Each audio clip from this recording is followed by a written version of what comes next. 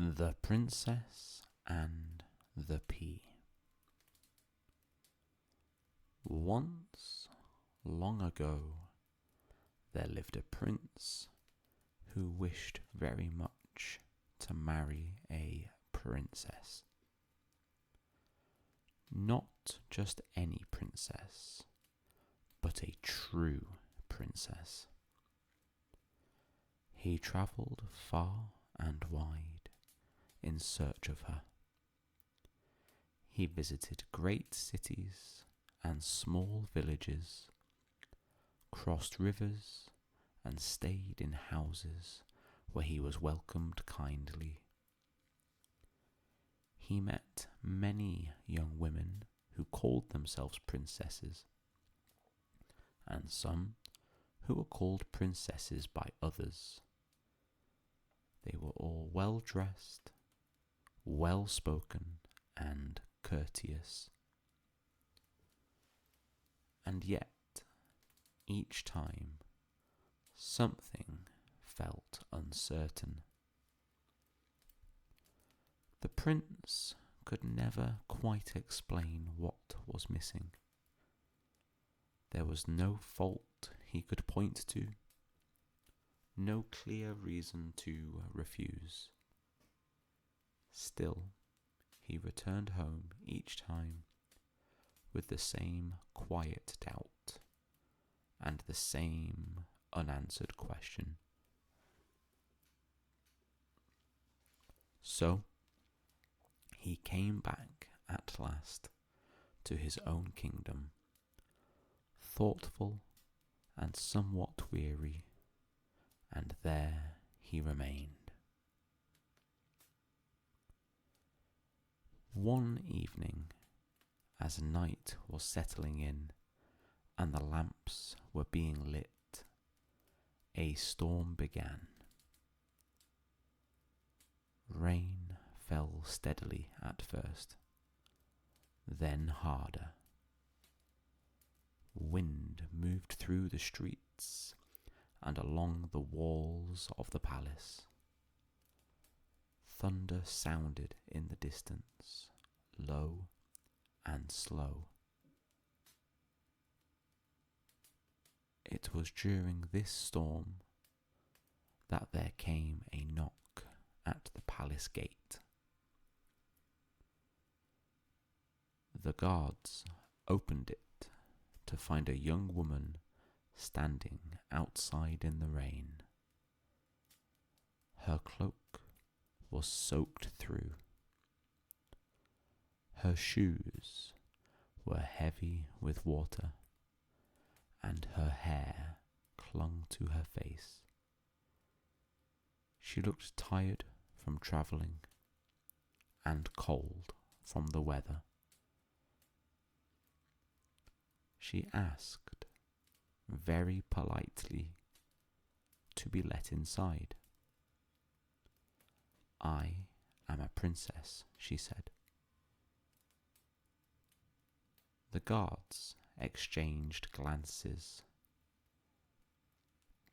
She did not look as princesses usually did when they arrived at the palace.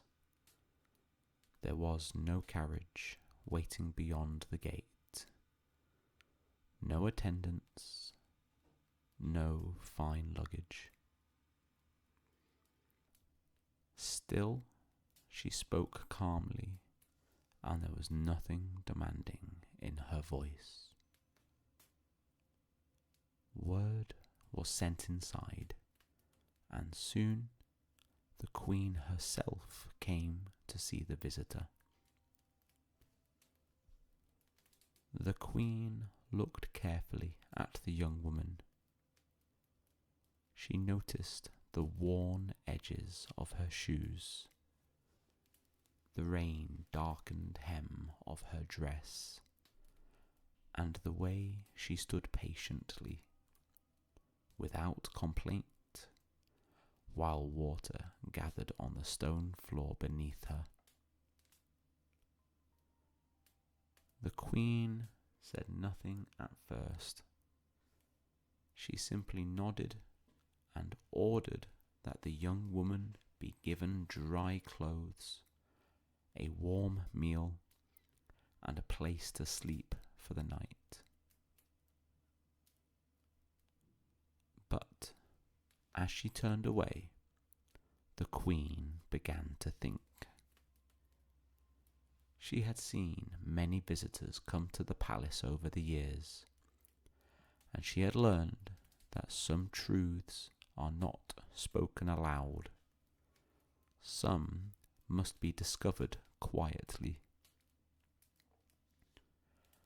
So while the servants prepared the guest chamber, the queen made preparations of her own. She took a single small pea and placed it at the bottom of the bed. Over the pea, she ordered 20 mattresses to be laid, one on top of another, each one soft and carefully arranged. Only then did she allow the bed to be made ready. The princess was shown to her room late that night. She thanked the servants, wished them a good rest, and climbed into the high bed, which rose far above the floor. The storm outside continued for some time, but eventually the palace grew quiet. Morning came. Sunlight reached through the tall windows, and the household began to stir. The queen went first to visit the guest. She found the young woman awake, sitting up in bed.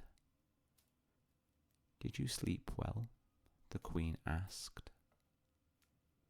The princess hesitated, just slightly. "Oh," she said, "I hardly slept at all." The queen looked at her more closely. "What was the matter?" she asked. "I cannot quite explain it," the princess said. "Something in the bed made it impossible for me to rest. I felt as though I were lying on something hard all night. I am sore all over and very tired." She spoke without anger or exaggeration. She did not complain loudly or demand anything in return. She only stated what she had felt. At once, the queen understood. Only a true princess could be so sensitive, she thought, that she could feel a pea through 20 mattresses.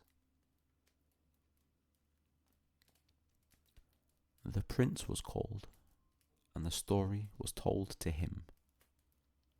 When he saw the young woman and heard her speak, his doubts fell away.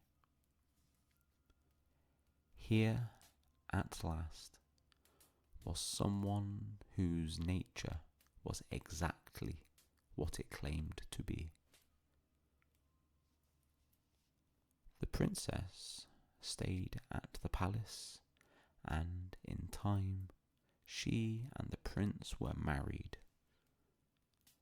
The wedding was celebrated simply and joyfully, and the kingdom was content.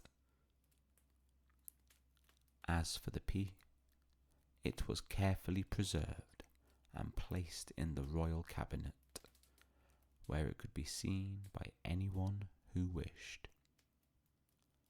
And there it remained, a small, quiet reminder that sometimes the truest things are felt rather seen.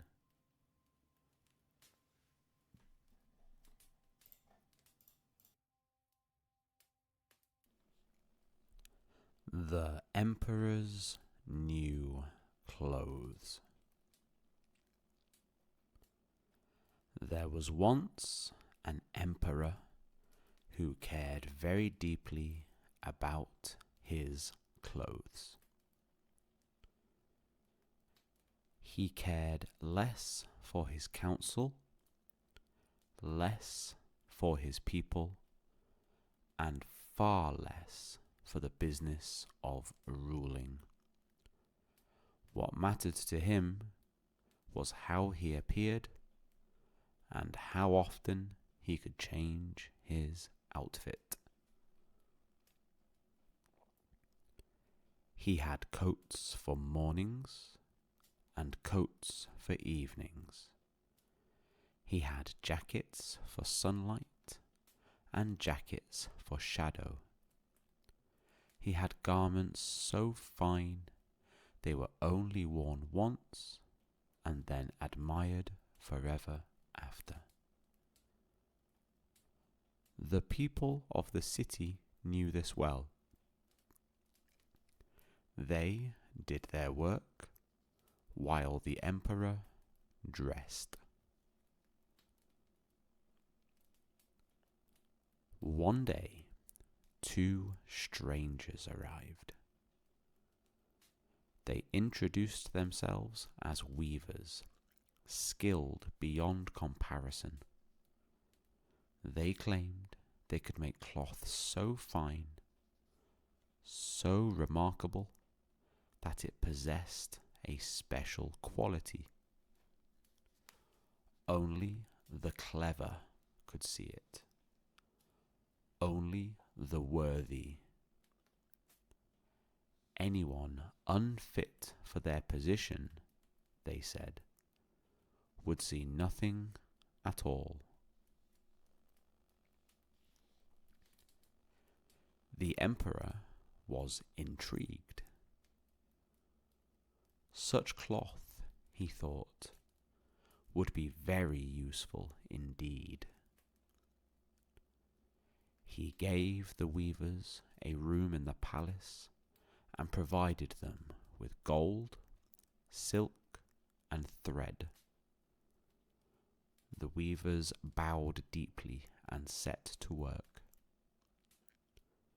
They set up looms. They made a great show of weaving, but there was nothing on the looms at all. Days passed. The emperor grew curious. He sent one of his most trusted ministers to inspect the work. The minister entered the room and stared at the empty looms. He blinked. He stepped closer. He saw nothing. The minister felt his stomach drop. If he admitted this, what would it mean? So he nodded slowly and smiled. Magnificent, he said. Such lightness, such colour. The weavers smiled back and asked him to describe it. He did, in great detail. The emperor was pleased. He sent another official, then another. Each saw nothing. Each praised the cloth. The descriptions grew more elaborate with every visit. The emperor listened carefully and imagined the finest garments he had ever worn. At last, the weavers announced the clothes were ready.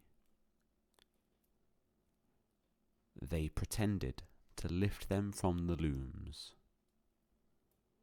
They pretended to cut and stitch. They pretended to help the emperor into the garments. The emperor stood before a mirror. He saw nothing. For a moment, he hesitated. Then he straightened his shoulders. "It is remarkable," he said. "I have never worn anything so light." The court agreed enthusiastically. A grand procession was announced. The emperor would walk through the city wearing his new clothes. The people gathered.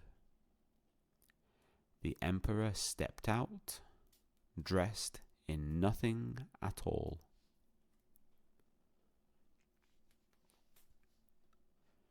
The crowd stared. Some whispered. Some smiled uncertainly. But no one wanted to be thought unworthy. So they clapped, they cheered, they admired. Among them stood a child. The child looked carefully, then laughed. "He isn't wearing anything," the child said. The words carried. Someone repeated them. Then another. The truth spread quickly. The emperor heard it. He flushed. He knew it was true. But he lifted his head and continued walking.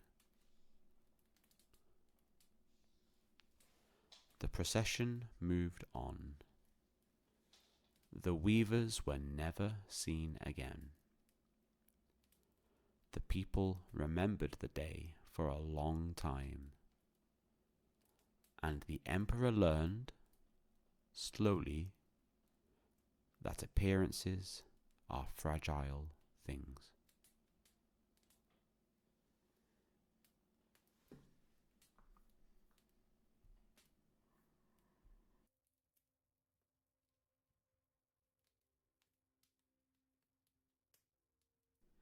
The Nightingale. In a distant land, there stood an emperor's palace, built of fine stone and surrounded by gardens. The gardens were carefully kept, with paths laid out in neat lines and flowers chosen for their beauty. Visitors came from far away to admire them, and many wrote about their splendor. But beyond the palace walls, in a quiet part of the woods, there lived a nightingale. Each evening, as the light softened and the air cooled, the nightingale sang. Its song was not loud. It did not demand attention. But those who heard it felt something settle inside them, as though a thought they had been carrying all day could finally rest. Travellers paused to listen. Fishermen stopped their work. Even those who did not understand why felt calmer for having heard it. One day, the emperor was reading a book that described his kingdom. The book spoke at length about the palace, the gardens, and the treasures within them. But one passage caught his attention. It said the most remarkable thing in the land was the song of the nightingale. The emperor was surprised. "I have never heard of this," he said. "How can the finest thing in my kingdom be unknown to me?" He ordered that the nightingale be found and brought to the palace at once. Servants searched through halls and corridors, asking one another where the nightingale might be kept. Some thought it must live in a cage. Others assumed it belonged to the court musicians. At last, a young kitchen maid who had often listened to the bird while working near the woods led them to the place where the nightingale lived. When the bird was brought before the emperor, it sang. The room fell quiet. The emperor felt tears rise to his eyes, though he did not try to stop them. The song seemed to speak of things long forgotten, of moments that had passed without being noticed. The emperor asked the nightingale to remain at the palace, and the bird agreed. For a long time, it sang each evening. Courtiers gathered to listen. The emperor found comfort in its presence. Then, one day, a gift arrived from a distant land. Inside the gift box was a mechanical bird, crafted from gold and jewels. When wound, it sang a tune, precise, bright, and unchanging. The court was delighted. The mechanical bird sang exactly the same each time. It never tired. It never varied. It could be placed wherever the emperor wished. Gradually, the nightingale was forgotten. No one noticed when it left the palace and returned quietly to the woods. Time passed. The mechanical bird continued to sing until, one day, its mechanism failed. The tune faltered, then stopped altogether. Not long after, the emperor fell ill. He lay in his chamber, weak and restless. The fine decorations of the palace offered no comfort. The mechanical bird sat silent on its stand. As the night grew long, the emperor felt fear creep close. In the stillness, he remembered the nightingale. He longed to hear its song once more. And then, from outside the window, a familiar sound drifted in. The nightingale had returned. It perched nearby and sang softly into the night. The song did not promise to undo what had been done, nor to restore what was lost, but it brought calm. It brought acceptance. It reminded the Emperor of life beyond walls and mechanisms. When morning came, the Emperor felt stronger. He rose from his bed and looked out into the light. The nightingale did not ask for reward. It did not return to the palace. It simply sang once more, then flew back to the woods. The Emperor ordered that the mechanical bird be kept, but never again treated as something greater than it was.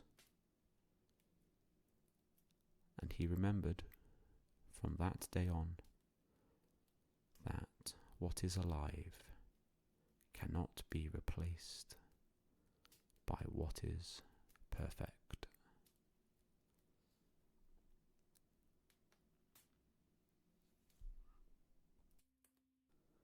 The Little Fir Tree.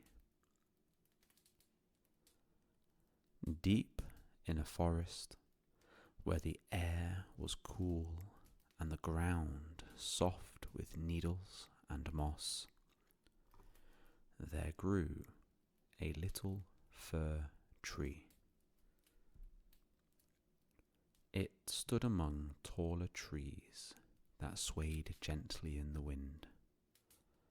Sunlight reached it in thin, shifting patterns, and birds sometimes rested in its branches.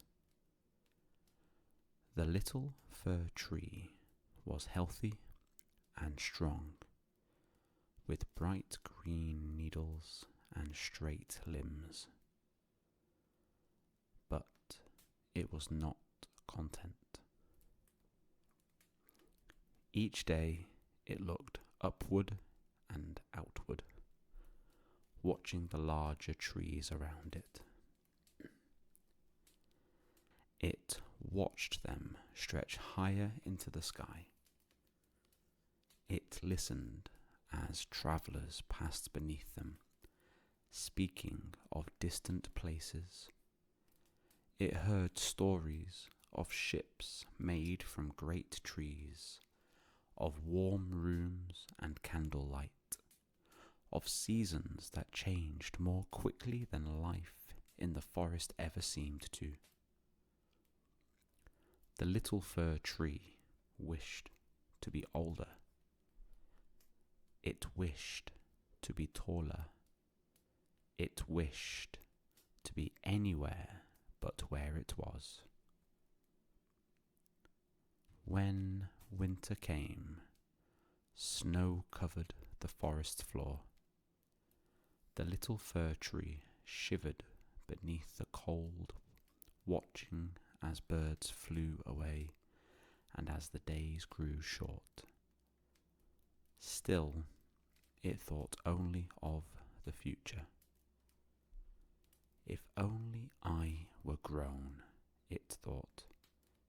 If only time would hurry. Spring returned, and with it warmth and light. The fir tree grew, just as trees do, adding new branches and fresh green needles. But instead of feeling pleased, it grew restless. Summer passed, autumn followed. The tree grew taller still, And yet it was never enough. One winter evening, woodcutters came into the forest. They spoke cheerfully as they worked, cutting down the tallest trees and carrying them away. The little fir tree watched closely. Where are they taking them? It wondered. They are going into houses, said a nearby bird. They will stand in warm rooms, covered in lights, and people will gather around them. The fir tree's heart leapt. That night it could not rest. It longed to leave the forest behind. Soon after, the woodcutters returned. This time they stopped at the little fir tree. In a moment it was cut down, its roots separated from the earth it had known since it first began to grow. It was carried away, tied tightly, and loaded onto a cart. The forest disappeared behind it. The fir tree was taken into a warm house and placed upright in a room filled with people. Candles were lit, decorations were hung on its branches, gifts were placed beneath it. The tree stood still, overwhelmed. This, it thought, must be happiness. But the night passed quickly. The candles burned down. The room grew quiet. By morning, the decorations were removed, and the fir tree was carried away once more. This time, it was placed in a dark corner. Days passed. The needles began to dry. The branches sagged. The fir tree remembered the forest, the wind, the birds, the changing light, and felt a strange ache. At last, it was taken again, this time to an open space where it was broken apart and thrown into the fire. As the flames rose, the fir tree felt warmth once more, but it was brief. And as the fire died down, there was nothing left of the tree that had once wished so fiercely for the future. The forest continued on. Seasons turned as they always had. New trees began to grow where the old ones had fallen, and the quiet truth remained, unspoken but clear. The little fir tree had been happiest when it was simply growing, when it was alive to the moment it stood in, rather than the one it imagined ahead.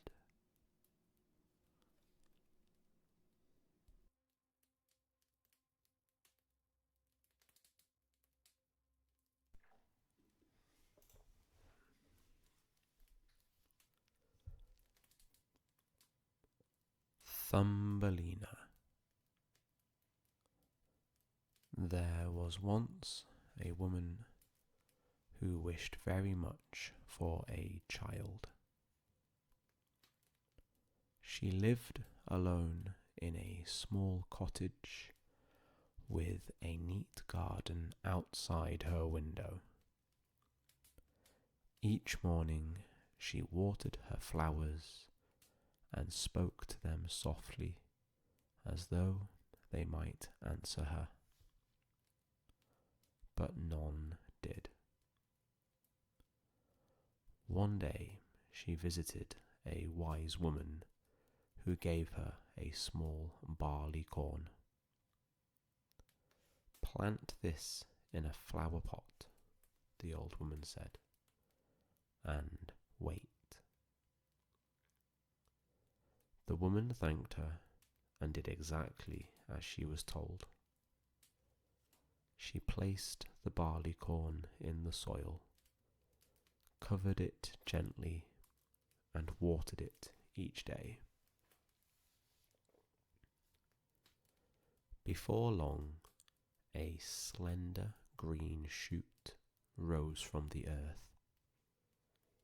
It grew taller and stronger until one morning it opened into a beautiful flower, its petals soft and pale, folded like a tulip in early spring. The woman leaned closer to admire it. As she touched the petals, they parted. Inside the flower sat the tiniest girl anyone had ever seen. She was no larger than a thumb, so the woman called her Thumbelina. Thumbelina's cradle was made from a polished walnut shell. Her mattress was a cushion of blue-violet petals. Her blanket was a soft rose leaf. She slept there each night upon the windowsill, beneath the quiet glow of the moon. During the day, she played upon the table. The woman filled a plate with water for her and laid flower petals upon it like boats. Thumbelina would sit upon the petals and row herself gently from one side to the other with a strand of horsehair for an oar.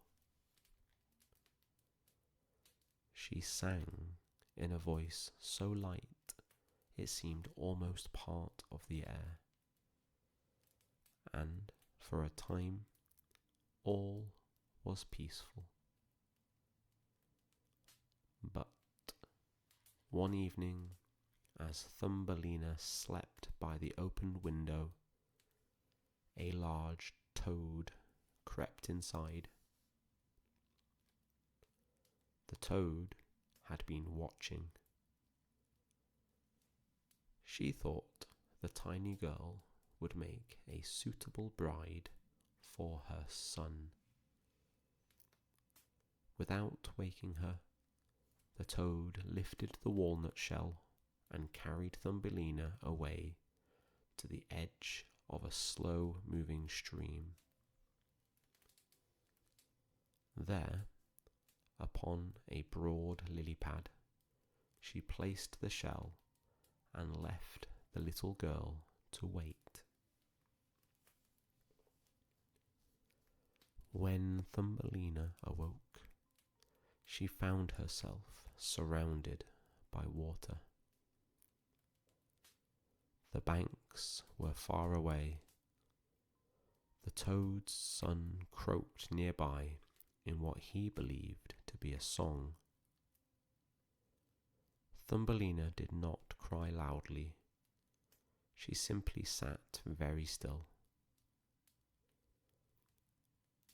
Small fish swimming beneath the lily pad looked up at her. They heard what the toads intended. Quietly, they gathered beneath the stem of the lily pad and nibbled at it until it loosened. The current began to carry the pad downstream. The toads could not follow, and so Thumbelina drifted gently along the river, the sun warm above her head and reeds swaying at the water's edge. A white butterfly settled beside her for a while. The journey was slow. Eventually, the lily pad reached the bank of a meadow. There, a beetle spotted her. He carried her up into a tree where other beetles gathered. They examined her with curiosity. "She only has 2 legs," they said. "She has no feelers. She is not like us." And so they lost interest. The beetle placed her upon a daisy and flew away. Thumbelina sat alone in the tall grass. Summer passed into early autumn. The air grew cooler. The flowers began to close at night. Thumbelina gathered what nectar she could and wrapped herself in fallen leaves for warmth. But when the first frost came, she began to feel very tired. At last, she found the entrance to a field mouse's home beneath the roots of a hedge. The field mouse was kind in a practical way. "You may stay for the winter," she said, "if you help keep my house tidy." Thumbelina was grateful. She swept the small burrow and told quiet stories in the evenings while the wind moved softly through the dry grass above. One day, the field mouse introduced her to a neighbour, a mole. The mole was wealthy and careful. He disliked the sun and had never once looked at the sky. He admired Thumbelina's gentle voice. In time, he suggested she might marry him. "You will live comfortably underground," the field mouse said approvingly. "You will never feel cold again." Thumbelina listened politely, but her heart felt heavy. One afternoon, while walking through a tunnel the mole had dug, Thumbelina found a small bird lying still against the earth. It was a swallow. The bird had been injured at the end of summer and had not flown south with the others. Without hesitation, Thumbelina brought moss and petals to warm it. She sang to it softly. When spring returned and sunlight warmed the ground once more, the swallow opened its eyes. It thanked her. "Come with me," the swallow said. "I will carry you somewhere bright." Thumbelina looked back at the mouse's doorway and the mole's dark tunnel. Then she nodded. The swallow lifted her gently upon its back and flew upward into the open sky. Below them, fields stretched wide and green. Rivers shone like ribbons in the distance. The air was clear and light. They flew far, over forests and lakes, until they reached a warm country filled with flowers larger than any Thumbelina had seen before. The swallow set her down upon a white blossom. Within it stood a tiny prince, no taller than she. He too had grown from a flower. When he saw Thumbelina, he smiled, not in surprise, but in recognition. He offered her a pair of delicate wings. "You may stay here," he said, "if you wish." And so Thumbelina remained among the blossoms. She was no longer alone. The swallow circled overhead once before flying on toward the sky. And in that bright garden, where the sun was gentle and the wind moved softly through the petals, Thumbelina found a place where she belonged. The seasons continued their quiet turning, but now she welcomed them. And so the little girl, once no larger than a thumb, lived peacefully among the flowers.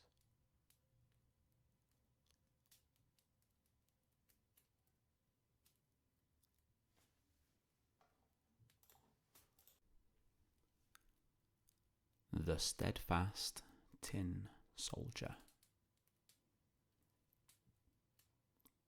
There were once 25 tin soldiers, all cast from the same old spoon.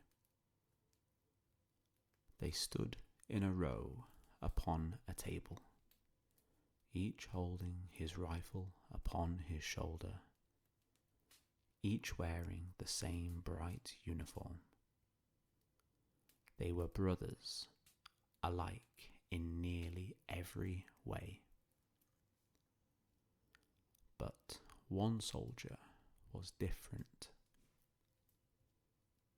When he had been cast, there had not been quite enough tin, and so he stood upon only one leg. He balanced carefully, straight and steady, as though he had been made that way by design. He did not complain. He did not sway. He stood as firmly as any of the others.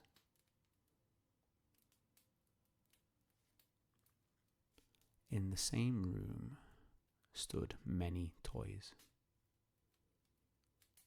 There was a small paper castle with windows cut carefully into its sides, and in the doorway of that castle stood a little dancer. She was made of paper, dressed in fine gauze, with one arm lifted high above her head. The other arm was curved gracefully at her side. Because she balanced upon one pointed toe, the tin soldier could not see her second leg. He thought she, too, stood upon only one, and so he admired her. He said nothing, for tin soldiers do not speak, but he watched her quietly One evening, when the house grew dark and the children went to bed, the toys began to move, as toys sometimes do when no one watches. All were lively, except the Tin Soldier. He remained at his post. Suddenly, a jack-in-the-box sprang open. From the inside leapt a little black goblin with sharp eyes. He looked toward the Tin Soldier. "Keep your eyes to yourself," the goblin said. The soldier did not answer. He continued to stand as before. The goblin snapped his lid shut. The next morning, the window flew open. A gust of wind rushed into the room. The Tin Soldier, standing near the edge of the table, tipped forward and fell from the window. He landed on the street below, head downward, with his one leg pointing straight into the air. The world was loud and wet. Rain began to fall. 2 boys ran past and found him. "A soldier," they said. They folded a paper boat and placed him inside, setting him afloat along the gutter where rainwater ran swiftly toward the river. The boat rocked. The water moved fast. The soldier did not move. He held his rifle and looked ahead. The paper boat carried him into a dark drain beneath the street. It was narrow and cold there. Something stirred in the shadows. A large rat blocked the passage. "Have you a passport?" the rat demanded. The soldier did not answer. He passed by in silence. The current grew stronger. The paper softened. At last, the boat tore apart. The soldier slipped beneath the water. He sank, straight and steady, toward the bottom. He might have ended there, but a fish swallowed him. Time passed in darkness. Then, by chance, the fish was caught by a fisherman, taken to market and brought into a kitchen. When the cook cut open the fish, the Tin Soldier fell once more into the light. He was carried back into the very room from which he had fallen, and there, across the table, stood the dancer still, balanced, silent, unchanged. The soldier felt no pride at his return. He simply stood. Suddenly, a small child picked him up. Without warning or reason, the child threw him into the fire. Flames rose around him. The heat was intense. Still, the tin soldier stood firm. Through the firelight, he could see the dancer in the doorway of her paper castle. At that moment, a gust of wind lifted her.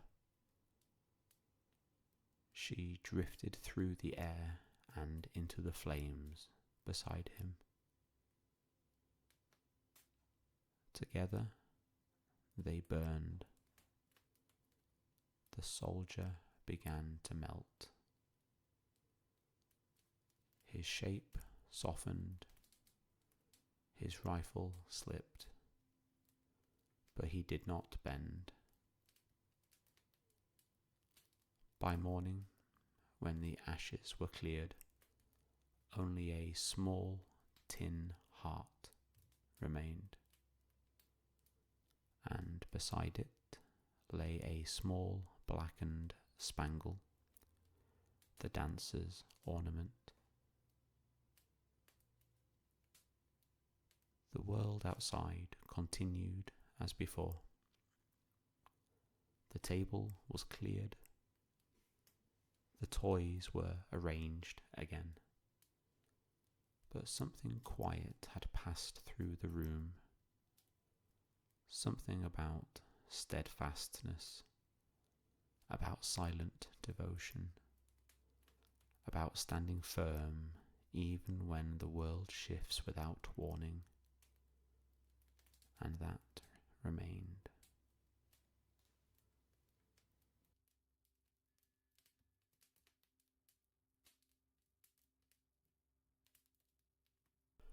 The Ugly Duckling. It was a warm summer morning in the countryside, and the farm lay quiet beneath the sun. In a sheltered corner near the water, a mother duck sat patiently on her nest.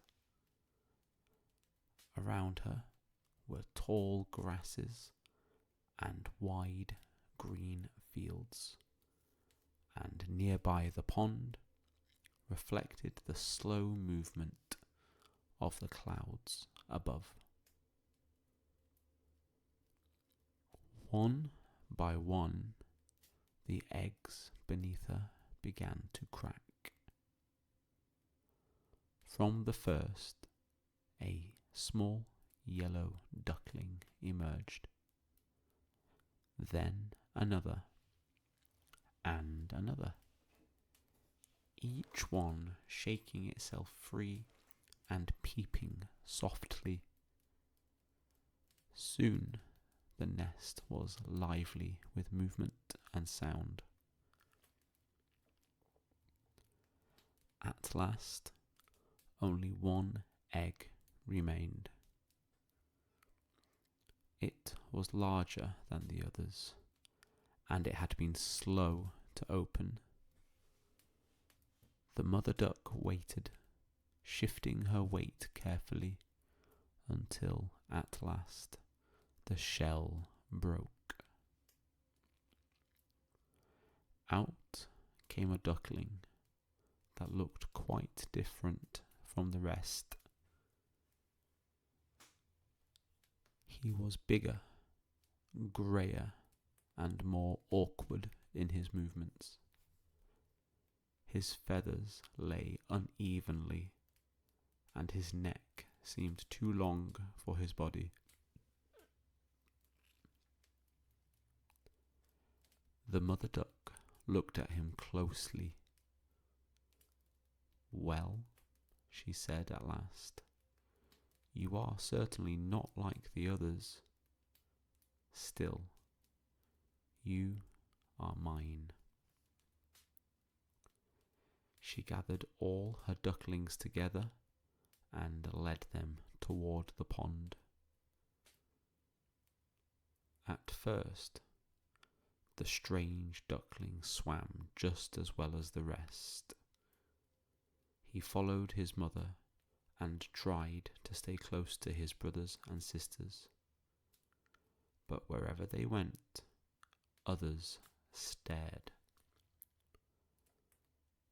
Some of the farm animals whispered. Some spoke aloud. "He is very large," said one. "And not very pretty," said another. The duckling did not understand why he was different, only that he felt out of place. Days passed, and the whispers turned into unkind remarks. The other ducks began to push him aside. Even his brothers and sisters grew tired of his presence. At last, feeling lonely and confused, the duckling wandered away from the farm. He walked through tall grass and across open fields until he came to a marsh where wild ducks lived. For a time he stayed there quietly, keeping to himself. But even there he did not quite belong. As autumn approached, the air grew cooler, the leaves changed colour, and the days shortened. One evening, the duckling saw a group of large white birds flying overhead in a graceful formation. They were swans. Their wings moved slowly and powerfully, and their long necks curved gently as they passed across the sky. The duckling watched them until they were gone, feeling something he could not name. Winter came soon after. The pond froze over, and the world became still and pale. The duckling struggled to find shelter and food. At times he rested in quiet corners, conserving his strength, waiting for the cold to pass. Eventually, the frost softened, snow melted, and the earth warmed once more. Spring returned. One morning, the duckling found himself near a large, clear lake. The water lay smooth and calm, reflecting the blue sky above. Around the edge of the lake, reeds stirred gently in the breeze. On the water, several swans were gliding peacefully.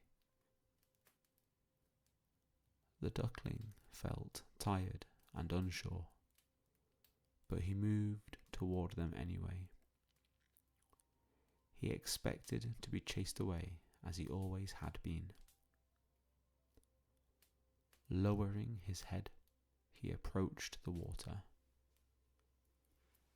When he looked down, he saw his reflection. He paused.